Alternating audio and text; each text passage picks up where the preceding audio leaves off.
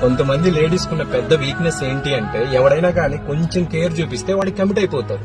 వాడు మంచోడా చెడ్డోడా, అసలు వాడు మన దగ్గర నుంచి ఏం ఎక్స్పెక్ట్ చేసి మన మీద కేరింగ్ చూపిస్తున్నాడు అనేది కూడా ఆలోచించరు.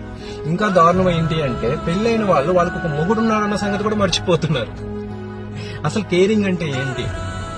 3 పూట్ల టైం టు టైం తిన్నామని అడిగేవాడిది కేరింగా, మీకు 3 పూట్ల తిండి పెట్టేవాడిది కేరింగా, మీకు ఏదైనా హెల్త్ ప్రాబ్లం వస్తే గంటకి మీకు ఎలా ఉంది అని మెసేజ్ చేసేవాడిది కేరింగా, మిమ్మల్ని క్లినిక్ కి తీసుకుని వెళ్లి ట్రీట్మెంట్ ఇప్పించి మీకు తగ్గిన తర్వాత జాగ్రత్తగా ఇంటికి తీసుకువచ్చేవాడిది కేరింగా, పని బాట లేకుండా ఖాళీగా కూర్చొని గంటలు మీకు సొల్లు మాటలు చెప్తూ ఒక్క అవకాశం ఇస్తే వాడుకుందాం అనుకునేవాడిది కేరింగా, మీ అవసరాలు తీర్చడం కోసం రాత్రి మొగళ్ళు కష్టపడేవాడిది కేరింగా. వాడి పెళ్ళం టైంకి తింటుందో లేదో తెలుసుకోలేని వాడు ఇంకొకటి పెళ్ళాన్ని మాత్రము టైం టు టైం తిన్నావా లేదని అడుగుతాడు. వాడు మీ మొగుడి కన్నా గొప్పోడా?